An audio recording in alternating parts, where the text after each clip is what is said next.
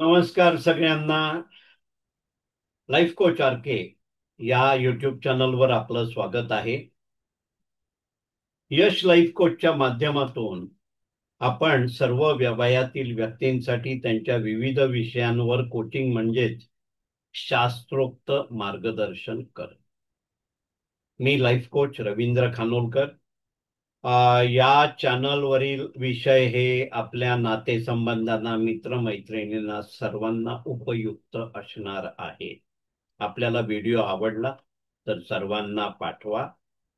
त्याचबरोबर या चॅनलला जर सबस्क्राईब केलं तर असे व्हिडिओ आल्या आल्या आपल्या समोर येऊन येतील. मला खूप आनंद होतोय की ही जी सिरीज आहे आपण सुरू केली आहे ते बरेच लोक बघत आहेत. एक लक्षात घ्या, माझं आयुष्य हे बऱ्याच प्रमाणात चॅरिटीसाठी आहे. त्यामुळे माझा आपल्याला काही विनंती करण्यामध्ये वेगळा उद्देश नाही आहे. आपल्या जीवनात जर कोणताही प्रश्न असला तर तो कृपया खाली आपल्या कॉमेंट बॉक्समध्ये लिहावा. त्याबरोबर नाव नंबर लिहू नका. अशाच एखाद्या व्हिडिओच्या मार्फत त्याचं उत्तर दिलं जाईल. आजचा विषय एकदम खास आहे, आपल्याला दिसतोय. हे शक्य आहे का? सदैव यशप्राप्ती आणि हमखास यशप्राप्ती. सदैव म्हणजे कशी की शालेय जीवनापासून जरा पहिलीपासून ते आपल्या ज्येष्ठत्वातल्या आपल्या शेवटच्या दिवसापर्यंत सदैव यशप्राप्ती पाहिजे आणि हमखास पाहिजे, मिळालीच पाहिजे. वरती आपलं जे जीवनाचं उद्दिष्ट लिहिलं आहे लाल पट्टीमध्ये, यशाच्या झालरीसह आनंदी व समाधानी जीवन. यशाची झालर जर आपल्या बरोबर असेल, बदलती असते, ती दरवेळेला वेगळी असते, म्हणून आपण त्याला म्हटलंय सदैव यशप्राप्ती. हा विषय आहे. याच्यातना 3 विषय मिळून आहे मी कमीत कमी वेळात आपल्या समोर घेण्याचा प्रयत्न करणार आहे. याला सामुग्री काय लागते बघा. आपल्याकडे अमर्याद ताकद आहे हे आपण अगोदरच्या एका व्हिडिओमध्ये बघितलंय. ते आधी आपल्या मनामध्ये ठासून ठेवा की माझ्याकडे अमर्याद ताकद आहे आणि त्याची प्रचिती येणार आहे. हा मी काही भविष्य करता नाहीये, त्या व्हिडिओमध्ये पूर्ण याचं वर्णन केलंय. आणि दुसरं एक लक्षात ठेवायला पाहिजे की आपल्याकडे दिवसाचे 24 तास आहेत आणि त्याच्यातून आपल्याला हे साध्य करायचे. या दोनच गोष्टींचा विचार केला तर ते कोणते 3 फोल्ड आहेत त्या 3 फोल्डवर आपण जाऊ. पहिल्यांदा धरूया यश म्हणजे काय. हे काय करायचं आहे आपल्याला एका वर्षात ला आपण जेवढं जाऊ शकतो यशाच्या दिशेने, त्याला 10 वर्ष न लावायला लावणं म्हणजे यश. याची मी एक तुम्हाला पुढे स्लाइड दाखवणार आहे. दररोज म्हणजे कसं, एखादा आपण ध्येय ठरवलं तर त्याच्यामध्ये दररोज एक पायरी आपल्याला चढून वरती जायचं आहे आणि ते ध्येय जे आपल्याला दिसतंय आपण काही ठरवलं ते गाठायचं आहे, त्याचं टॉप गाठायचं आहे. आता यशप्राप्ती म्हणजे काय? आपल्याला काहीतरी मोठं साधायचं, ते साध्य करणं, तेव्हा प्राप्ती होते ना. मग याला कशाची गरज आहे लक्षात घ्या. परत लक्षात घ्या, आपल्याकडे सामुग्री काय आहे? माझ्याकडची अमर्याद ताकद, मेंदूची ताकद, शरीराची ताकद, आत्म्याची ताकद. आणि त्याच्यामध्ये हृदयाला लुडबुड करायला द्यायची नाहीये, ही पण एक ताकद. तर मोठं स्वप्न बघायचं. आपल्याला काय बनायचंय तर त्याच्यात सगळ्यात उच्चीचं काय आहे? कारण छोटी छोटी स्वप्न बघायची आणि गाठायची यांनी आपल्यालाही मजा नाही येत आणि त्याला यश फारसं म्हणता येत. मोठं स्वप्न बघायचं, मोठं ध्येय ठेवायचं. ध्येय कसं पाहिजे? निश्चित पाहिजे की मला पुढच्या 5 वर्षात हे साध्य करायचंय, मला पुढच्या 3 वर्षात हे साध्य करायचंय, मला 10 वर्षात इथपर्यंत पोहोचायचंय. मला त्याच्यासाठी पहिले या 3 महिन्यामध्ये ही माझी पहिली स्टेप असेल. इतकं ते स्पेसिफिक म्हणजे अचूक असायला, मेजरेबल पाहिजे, मोजमाप करता आलं पाहिजे ध्येयाचं. जसं आपण परीक्षेमध्ये पर्सेंटेज म्हणतो किंवा आमदनीमध्ये म्हणजे इन्कम मध्ये आपण पैशामध्ये ते मोजतो, तशा प्रकारचं. स्पोर्ट्स मधलं पण मेजरेबल असतं, सेकंद मिली सेकंड्सवर असतं ते. अचिवेबल पाहिजे, हा शब्द जरा फसवा आहे. अचिवेबल म्हणजे कसं, ते शक्य होणारं पाहिजे. शक्य होणारं म्हणजे कंजूसी नाही करायची. कारण जिथे जिथे मोठ्या प्रमाणात ध्येय निश्चित करायला शिकवतात ते चक्क 2.5 पटीपर्यंत ध्येय देतात. आता शिक्षणात शक्य नाहीये. 70 मार्क मिळवणाऱ्या एखाद्या मुलाला किंवा मुलीला तो ध्येय 90 पर्यंत तर निश्चित पकडू शकतो. पण त्याच्यासाठी त्याच्याकडे समोरच्या पिरियडवर म्हणजे टाइम टाइम आपण काय घेणार, वेळ काय घेणार, ह्याच्यावर पण काम करायला लागतं. तर हे ध्येयला स्मार्ट गोल म्हणतात. त्या SMART चे मी हे तुम्हाला फरक सांगतोय. स्पेसिफिक पाहिजे, मेजरेबल पाहिजे, अचिवेबल पाहिजे, रिअलिस्टिक पाहिजे. मी खूप मोठा होणार आहे हे स्वप्न नाही होऊ शकत. मी काय होणार आहे, काय मापाचा होणार आहे, हा, आणि जे इतरांना कळेल असं माप आपल्या मनात असेल ते नाही. आणि ह्या सगळ्याला ना वेळ किती लागणार, वेळ ठरवल्याशिवाय आपण ध्येय साध्य करत नाही. तर मग ध्येय हे सगळं असलं, अशा प्रकारचं ध्येय आपण निर्माण केलं की ध्येय गाठण्यासाठी त्याची आखणी करायला लागते ना, प्लॅनिंग करायला लागतं. आणि वेळ ठरवल्याप्रमाणे त्या दिशेने पुढे जायला लागतं. आता ह्याच्यात हे मी फक्त ध्येयाबद्दल सांगितलं. ह्याच्यातले 3 भाग कोणते ते सांगतो. आपलं वयोगट आहे. प्रत्येक वयोगटातली ध्येय वेगवेगळी असणार आहे. वेदांमध्ये सांगितल्याप्रमाणे 0 ते 5 वय, 5 ते 15, 15 ते 25, 25 ते 35, 35 ते 60, 60 ते 75 आणि 75 ऑनवर्ड्स ही 100 पर्यंत असं इथे लिहिलेलं आहे. हे आपले वयोगट झाले. म्हणजे साधारण धरा 1ली ते 7वी, मी माझ्या प्रॅक्टिकल अनुभवावरून सांगतो. माझ्या समोर जितकी मुलं, जितके पालक आले गेल्या 23 वर्षात, त्याच्यातून मला असं वाटतं की 1ली ते 7वी हा एक वयोगट आहे. 8वी ते 12वी हा वयोगट आहे. 1ली ते 7वी या वयोगटामध्ये ना यश ठरवणं, त्याला पालकांची मदत लागते. आणि पालकांनी एवढंच त्यांना सांगायला लागतं की तुला अगोदर किती मार्क मिळाले त्याच्यापेक्षा जास्त कमवायचे, तुझी तुझ्याशी स्पर्धा झाली पाहिजे. पण 8वी ते 12वी ज्युनियर कॉलेज पर्यंतचा जो काळ आहे ना, त्या दरम्यान आपल्या मुलांनी दिशा निश्चितीच्या दृष्टीने कामाला लागावं. दिशा निश्चिती हा विषय अनफॉर्च्युनेटली आपल्याकडे महत्व दिलं जात नाहीये. आजचे दिवस असे राहिलेले आहेत की आपल्याला जे आवडतं ते फील्ड निवडावं. आता आपल्याला काय आवडतं हे 8वी ते 12वीतल्या मुलांना किंवा थोडं जाणीव करून द्यायला पाहिजे. ती अशी की त्यांना त्या वयात वाटत असतं की आपल्याला सगळं कळतं, पण दररोज त्यांना पण नवीन नवीन कळत असतं. तर त्यांनी माहिती कुठून घ्यावी, कसं आपल्याला तपासावं की मला काय आवडतं याच्यावर, हे फार महत्वाचा टप्पा आहे आयुष्यातला.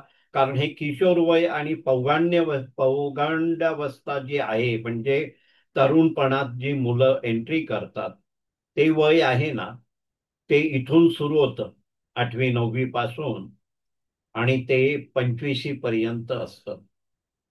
तर शिक्षण त्या दृष्टीने जर घेतलं की आपल्याला काय आवडतं आणि पुढे आपण काय करू शकणार. कारण सध्याच्या काळात ज्याला आपण स्पर्धा युग म्हणतो, त्याच्यात प्रत्येकाची 15-16 तास काम करण्याची क्षमता निर्माण झाली पाहिजे. क्षमता त्यांच्यात असते, आपण मगाशी म्हटलं अमर्याद क्षमता, पण आवडीचा जर विषय असेल तर आपण त्याच्यात इतकंही काम करून थकत नाही, मानसिकरित्या थकत नाही. तर करिअर निवडणं, त्याच्यानंतर लगेच टप्पा येतो, हळूहळू घरातले सांगायला लागतात, अरे आता लग्नाचं बघा, किंवा त्याच दरम्यान एक जीवनसाथी आपल्यासाठी छानसा शोधायचा. जीवनसाथी शोधल्यानंतर आपण आपल्या त्रिकोणी कुटुंबात असतो. त्रिकोणी कुटुंबातून मुलं मोठी झाली, शाळा कॉलेजला जायला लागलं की आपण मोठ्या कुटुंबात येतो आणि हळूहळू आपल्या पालकांना निवृत्त करतो. म्हणून जे मगाशी 35 ते 60 वय म्हटलं ते हे वय आहे. 15 ते 25 वय म्हटलं ते करिअर वगैरे सेट करून त्या मार्गाला लागण्याचं वय आहे. कुटुंब मोठं झाल्यानंतर प्रत्येक व्यक्तीचं एक ज्येष्ठत्व येतं, साधारण आपण वय 60 धरू, पण त्याच्यात दोन भाग केलेत, 60 ते 75 ज्येष्ठ आणि 75च्या पुढे अतिज्येष्ठ, असं एक प्रचलितपणे वापरलं जातं. या सगळ्या वयामध्ये आपल्याकडे ध्येय पाहिजे, उद्दिष्टपूर्ण जीवन. हा एक भाग झाला. वयाचा आपण भाग बघितला, आपल्याला 3 भाग बघायचे. दुसरा भाग आहे आपल्या प्राथमिकता काय, प्रायोरिटीज. सर्वात प्रथम प्राथमिकता येते मी स्वतः. प्रत्येक प्राथमिकतेसाठी ध्येय आपल्याला बनवायचं आहे, हे लक्षात घ्या. सोपं काम आहे हे. ध्येयाबद्दल जो आजचा विषय आहे आपला, तो ठरवताना एक वही आणि पेन घेऊन बसा. रिकामी वही घ्या, 100 पानी असली तरी चालेल, आणि त्याच्यात होमवर्क सुरू करा. फक्त ठरवा आधी. ठरवताना असं धरू नका की मला हे सगळं जमणार आहे, मी हे करणार आहे की नाही. Practice makes the man perfect. सरावाने आपल्याला सगळं जमतं आणि जमणार आहे. प्राथमिकतेमध्ये प्रथम प्राथमिकता आहे मी स्वतः. स्वतःसाठी काही ध्येय ठेवा. आपल्या तब्येतीसाठी, आपल्या मानसिक स्वास्थ्यासाठी काहीतरी ध्येय पाहिजे. किंवा मला काय अचीव करायचंय, मला आणखी नवीन काय शिकायचंय, मला आणखी काय साध्य करायचंय. नोकरीमध्ये प्रमोशन्स म्हणा, किंवा बिझनेसमध्ये व्यवसाय वृद्धी म्हणा. त्याच्यासाठी मी आला. कामकाज आला, कामकाजामध्ये पण प्रमोशन आणि व्यवसाय वृद्धी आली. मी स्वतःमध्ये मला मानसिक आनंद मिळणं आणि कामकाजामध्ये माझ्या कुटुंबाला आधार होणं. त्याच्यानंतर कुटुंब आलं माझं, तिसरी प्राथमिकता. मग विस्तारित कुटुंब, मित्रमंडळी आणि समाजकार्य पण एक महत्वाची प्राथमिकता आहे. तर ह्यातल्या ना आता 6 पैकी 3-4 प्राथमिकता घेऊन त्याच्यात आपण एक एक ध्येय निश्चित करायला हवं. वहीत काय करायचंय, तर ही सगळी ध्येय लिहायची. जे जे आपण बोलतोय ते लिहित जायचं. काय होईल, सुरुवातीला वहीत थोडं रफ वर्क होईल, पण आपल्याला ती परत आपण दुसऱ्याला सेट करू तेव्हा ती परफेक्ट होईल. प्राथमिकता हा दुसरा भाग झाला. आता आपण येतो वेळेचे व्यवस्थापन.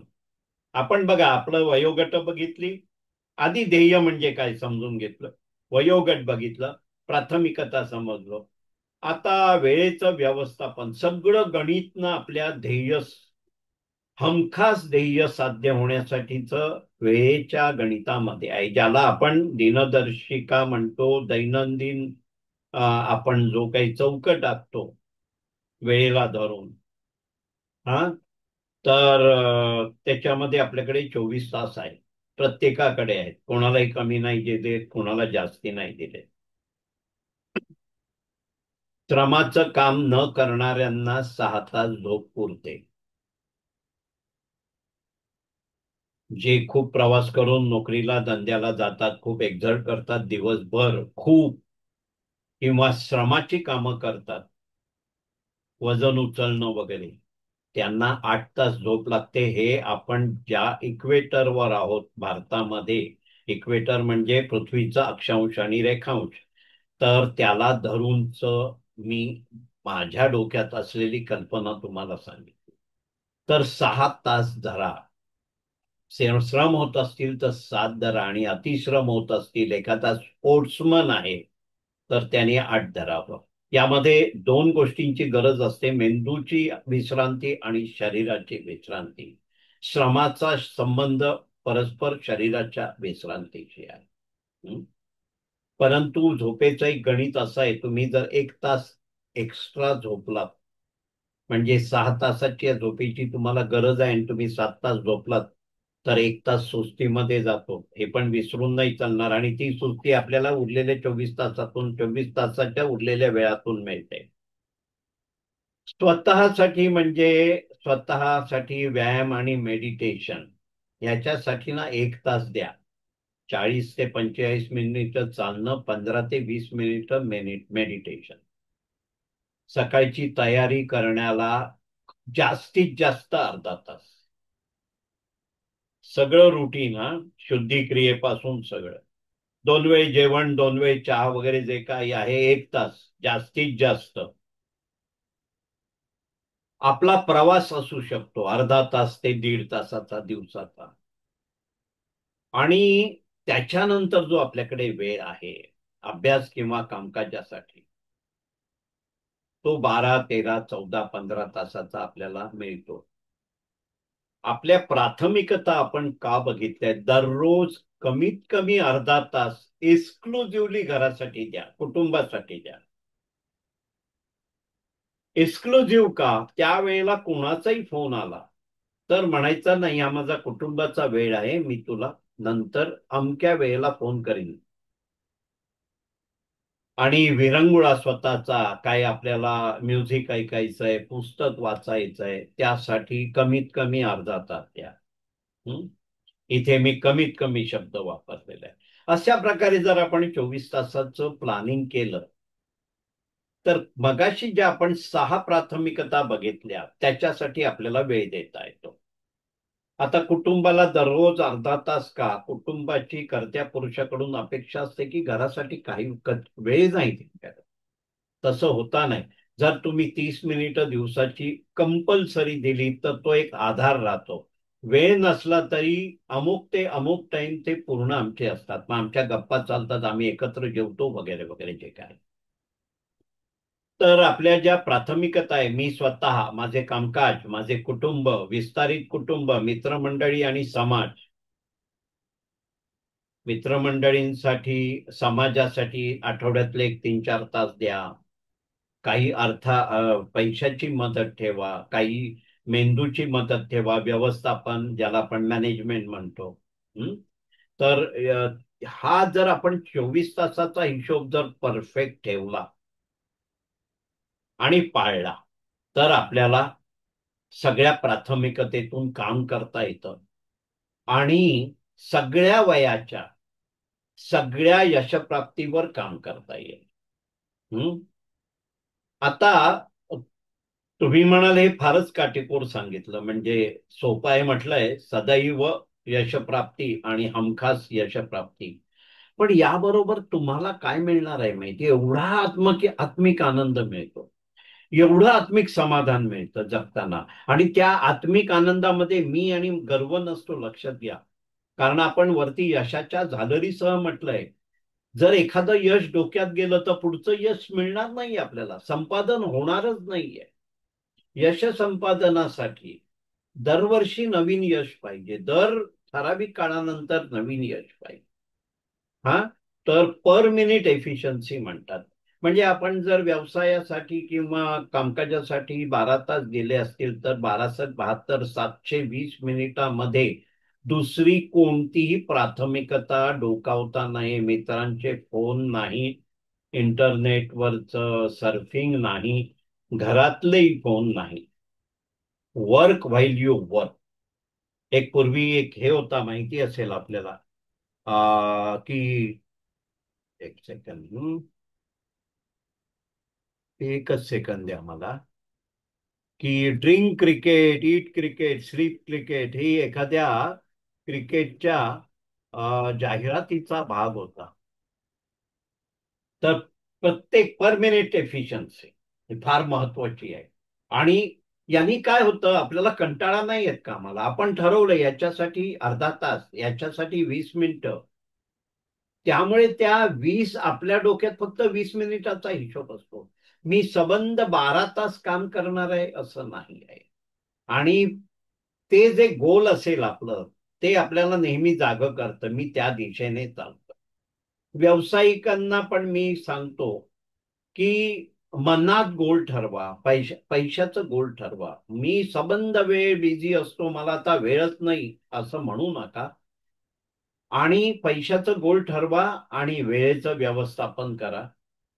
नोकरीमध्ये जे वेळेचं बंधन असतं ना, त्याच्या मागे एक धट्य असतो की वेळेत नाही पोचलं तर लेट मार्क म्हणा, का एखादा मेमो म्हणा. तसं असताना स्वतःला लादून घ्या. हम्म. आपण जर स्वतःला वेळेचं बंधन ठेवलं तर वेळ काय म्हणतो सांगतो, वेळेने आपलं ना सदैव यश प्राप्ती आणि हमखास यशप्राप्ती खूप सोपं केलंय. वेळ एवढंच सांगतं, राजा तू मला सांभाळ, मी तुझे सगळे ध्येय सांभाळेन. किती सोपं आहे बघा. त्यामुळे मला असं म्हणायचंय की सगळ्यांनी एक कोरी करकरीत 100 पानी वही घेऊन या कामाला लागा. आणि याच्यानंतर जे आपलं जीवन असेल ना तुमचं, हे फार आनंदी आणि समाधानी जाणार आहे.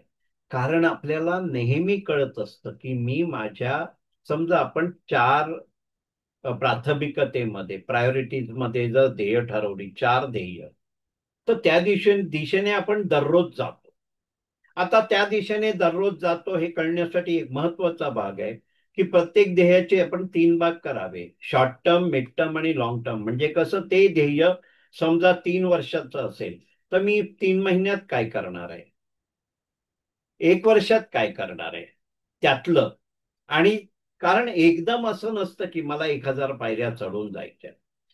आपण जेव्हा आपल्या शरीराची ताकद आणि पायऱ्यांचा विचार करतो, कदाचित पहिल्या टप्प्यामध्ये मी जास्ती प्रमाणात पायऱ्या ठेवणार, कारण माझ्याकडे एनर्जी लेवल तेवढी असते. फक्त एक उदाहरण दिलं शारीरिक.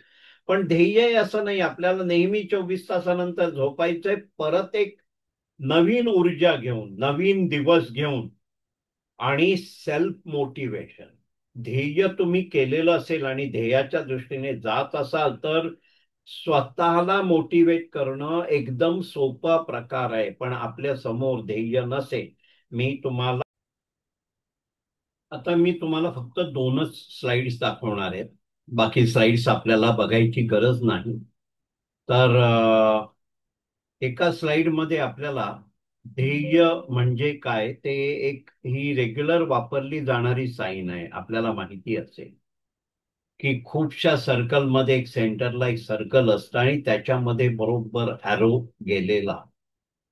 याचा अर्थ एवढाच आहे की तो पिन पॉइंट जो आहे मधला, ते आपलं ध्येय असावं आणि त्या दिशेने आपला वाटचाल असावं.